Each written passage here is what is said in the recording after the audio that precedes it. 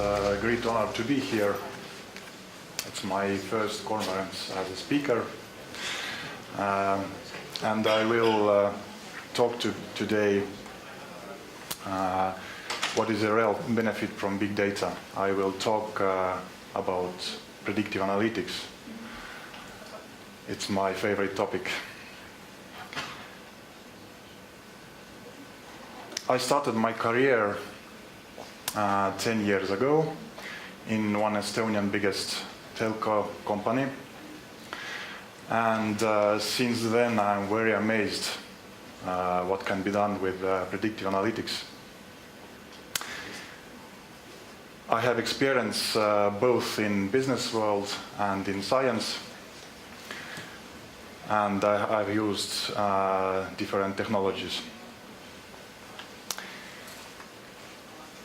My current mission is to provide predictive analytics to different companies in different economical fields.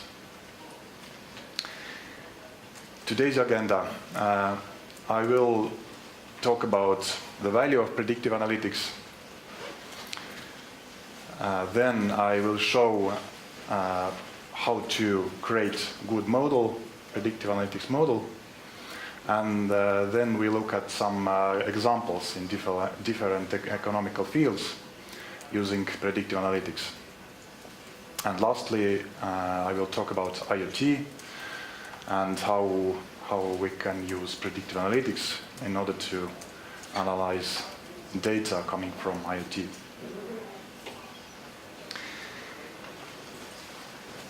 So let's look at predictive analytics toolbox.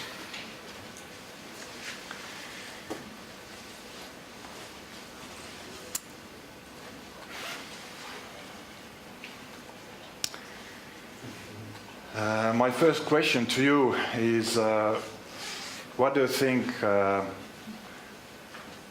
who is your current employer or your company in this picture?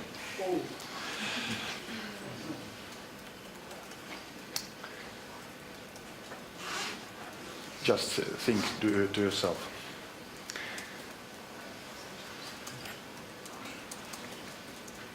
In the beginning, there is the data.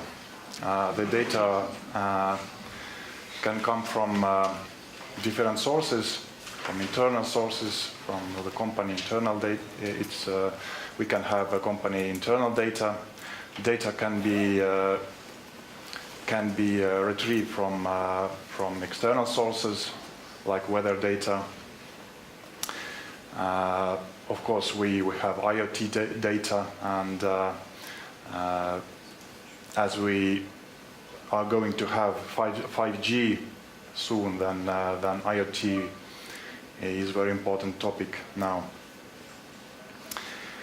But we just have data, and we don't have any value from it now.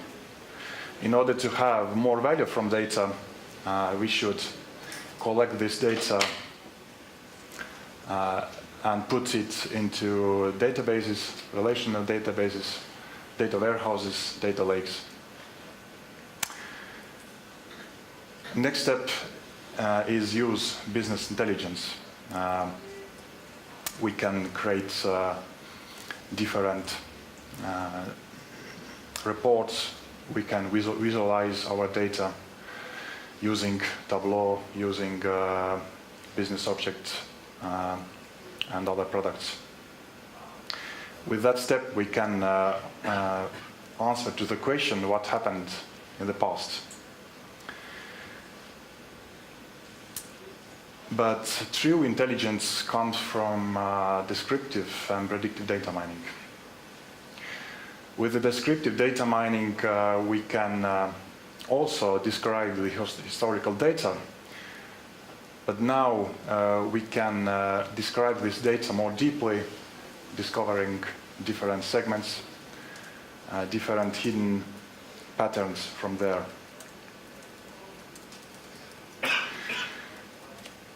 Using predictive data mining, we can predict the future. We can predict different events different coming events, give likelihood to them. We can forecast time series, and so on. And lastly comes prescriptive analytics. It's last step in the maturity of company. And with this step, we can optimize our company using data.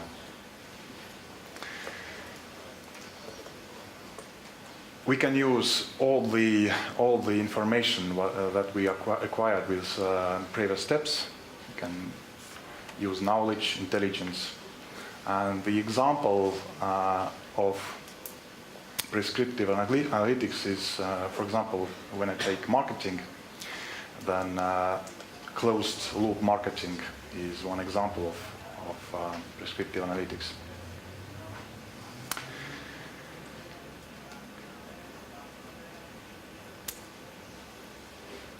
And the descriptive and predictive data mining and prescriptive analytics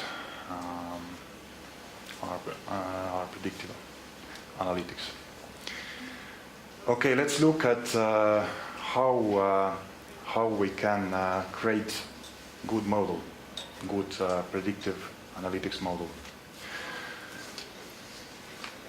The most important part is some business problem. For example, we have to predict client churn in telco when he or she will end his or her contract in telco service company. First, we should understand when we are creating a model for this problem. Firstly, we, as analysts, we should understand the business. Secondly, we have to collect data, and here we should act very agile way. We should use data provided from company.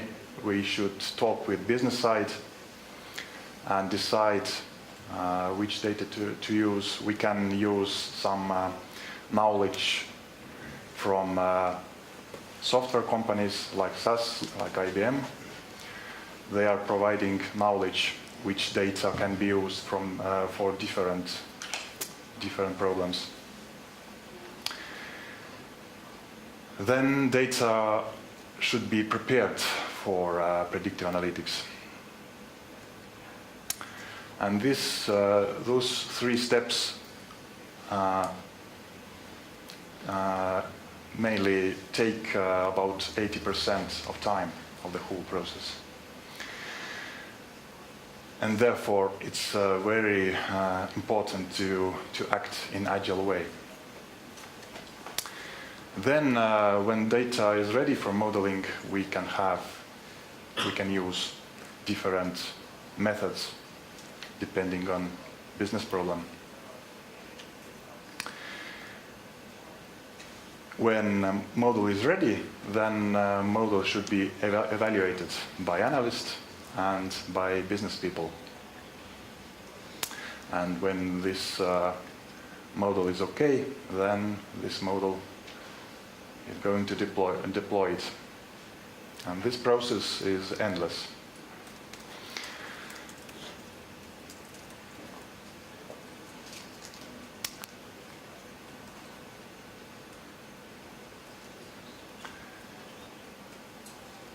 I can say that the model building, or when I am building a predictive analytics model, it's not just about numbers and programming. Creating good model is very big.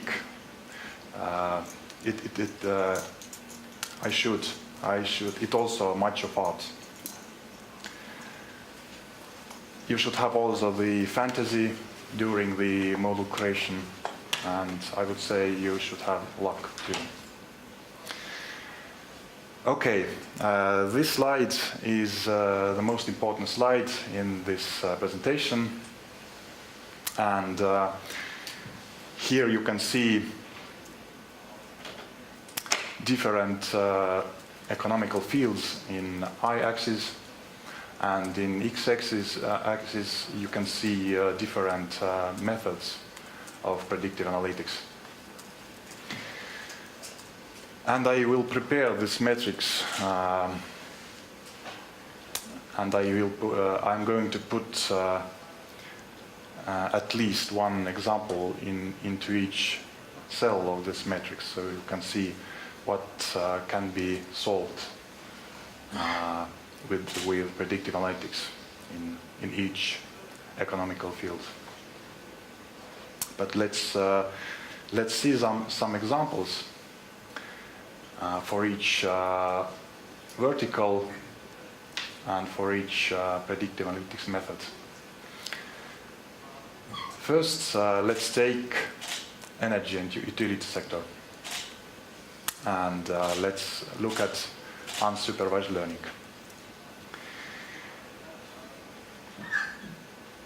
And the business task is behavioral segmentation of customers.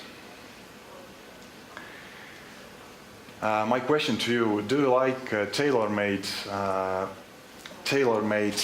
clothes or original ones which are bought from store? I do like tailor-made because I am quite tall, and it's a problem for me often to buy very good clothes, and that's would fit to me. But wouldn't it be great if energy company would offer you a tailor-made rate plan?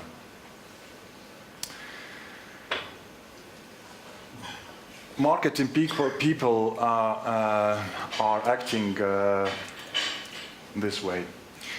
They have some very interesting idea, and how to create some very interesting rate plan. And when they have a plan, then they will search according customer segment from their customer base using SQL language. But the problem is that with this approach, at first they have an idea, and only in the secondly they are looking at the data. In case of predictive analytics, firstly we will look at data, find some clusters from the data, and then we will propose the ideas for creating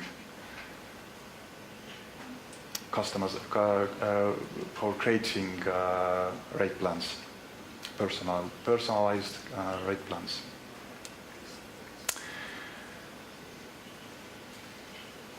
I worked in one energy company, and I created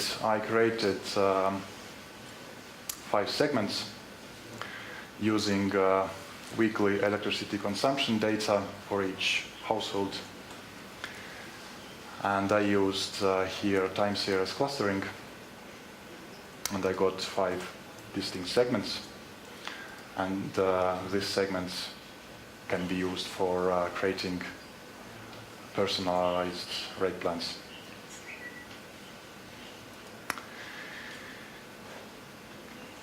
Okay, second example is coming from manufacturing industry, and let's look at classification methods. The business task is failure prediction in manufacturing process. Recently, I participated in Kaggle competition along with one colleague from Experts and with one guy from India. The goal was to predict internal failures. I mean, which parts will fail in quality control, using thousands of measurements and tests. The train and test set was about 1 million rows, and there was about 5,000 features. Very big data set.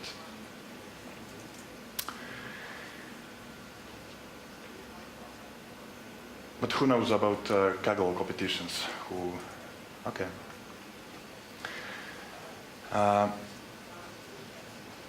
This is a classical classification problem. We should create model which can separate one group from another, failures versus non-failures. And we used extreme gradient boosting machine algorithm, state-of-art algorithm now for classification.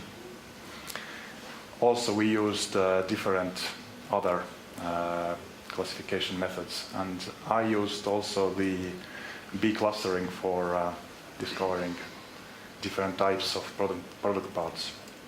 The problem in this competition was that there was no business understanding by Bosch, and therefore I had the idea that I could use B clustering, and the data set was very sparse, and I used B clustering, and so it gave some some increase in model performance.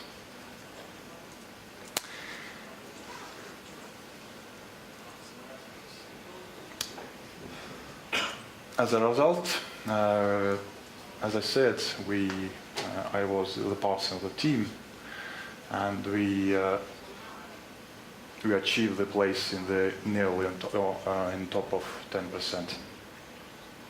I think it's not bad result at all, because this was my and Martin's first Kaggle competition.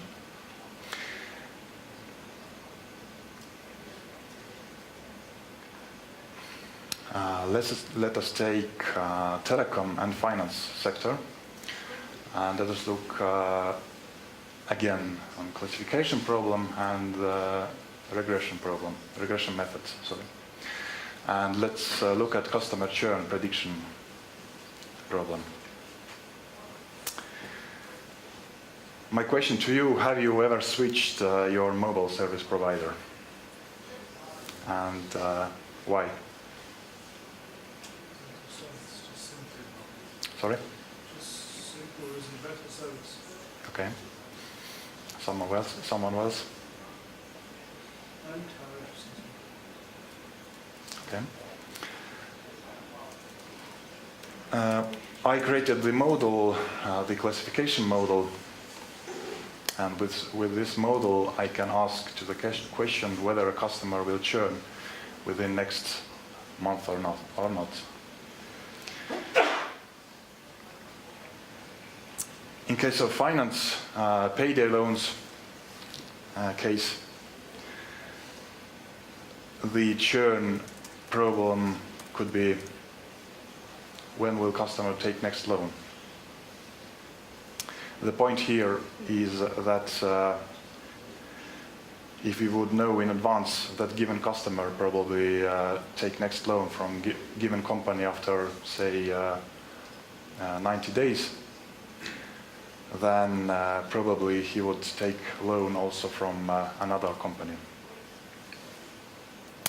And therefore it would be very, very good if we know in advance when will customer take next loan after he or she has paid fully his or her current loan.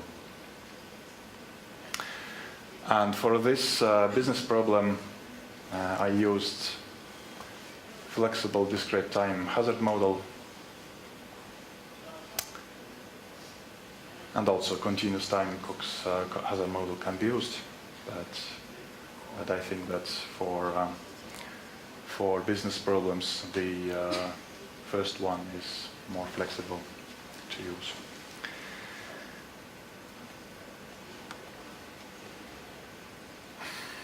Okay, let's move to energy and utility sector again, and let's take forecasting method. And let's look at forecasting of electricity consumption. Here I faced two business problems in one energy utility company. Here is short-term consumption prediction problem and long-term consumption prediction problem. In the first case, we should create a model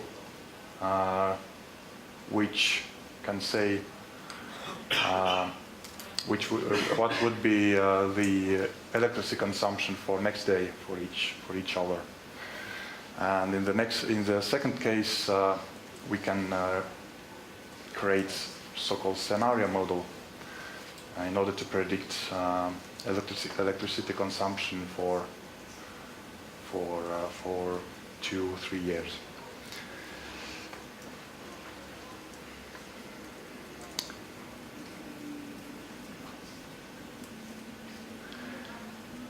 Okay, let's take again manufacturing industry, and let's look at anomaly detection methods. In the manufacturing, there are a lot of devices which can be monitored through time series. And the classical problem is that we should detect the anomalies as soon as possible. And I created the procedure using R. And actually I used some wrapper from Twitter anomaly detection algorithm. And with that function, we can easily detect anomalies in time series data.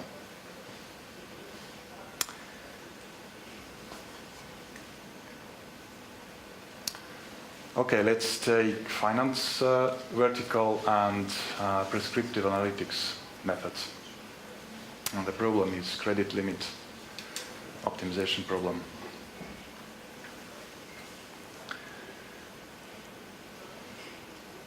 In one payday company, I created the model, an optimization model, which is recommending credit limit for next loan for each customer. The problem here is that we should give some very suitable, very optimum credit limit for each customer, because when I'm giving credit limit for very risky customer, when I'm giving too high credit limit for a risky customer, then there is a high risk that he or she will not pay the loan. In the other hand, when I'm giving too low credit limit, then company will not gain any money from loan, or very little money. And therefore we can use, I used reinforcement learning using Markov chains.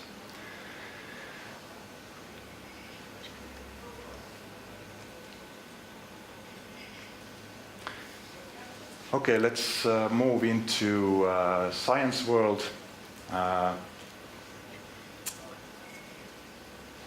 And let's look at text-to-speech synthesis problem. The problem here is to convert text, digital text into human speech. And I participated in the project about 10 years ago, and my subtask was to model durations for each sound in the speech, and I used regression analysis for this.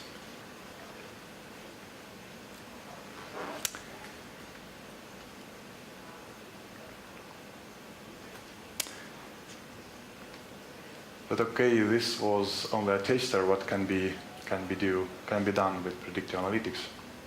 As I said, I will prepare this full matrix, and you can look at the whole power of the predictive analytics.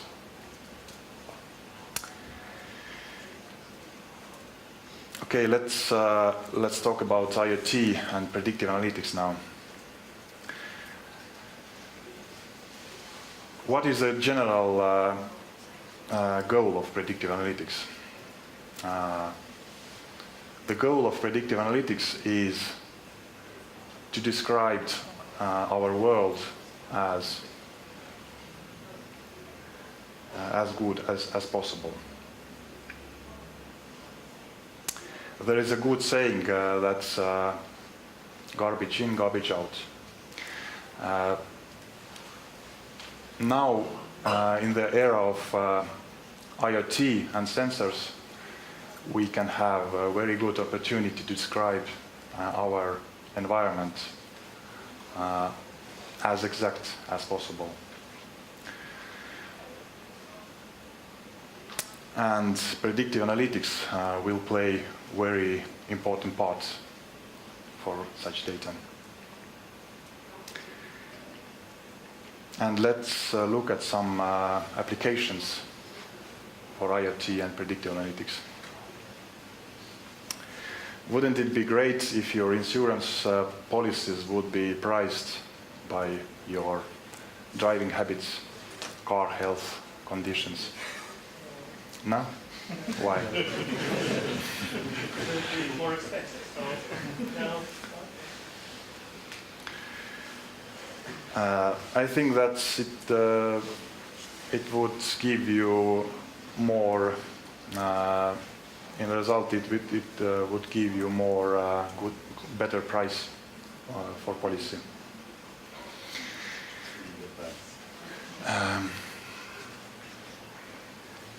Okay, next example: smart stores, also smart homes, and so on. Wouldn't it be wonderful when I'm moving around in some store and personalized advertisements are coming from megaphones? I mean, we can use video mining and image classification in order to understand how many females are on the store, how many males are on the store. We can use different sensors in the store for You asked if it would be good. You just walk straight out of the shop, and I mean, every second steps and notification pushes you. Buy this, or we got this, or we got this, and it's gonna be horrible. I don't think so. It's really good. but different companies are thinking about these things already. It's not my theory.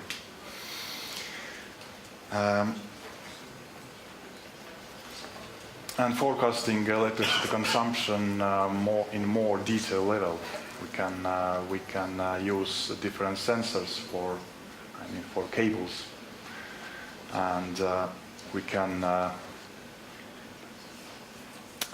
have a data for each device, how much electricity it is consuming.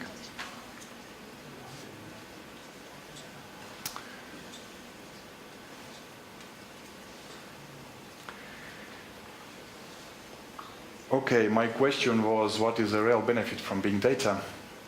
And my answer is that this is diamonds found by predictive analytics.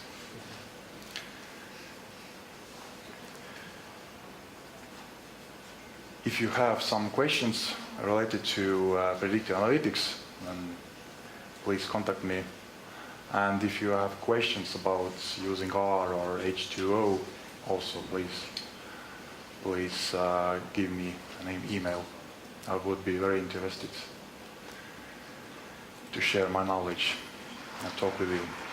Thank you.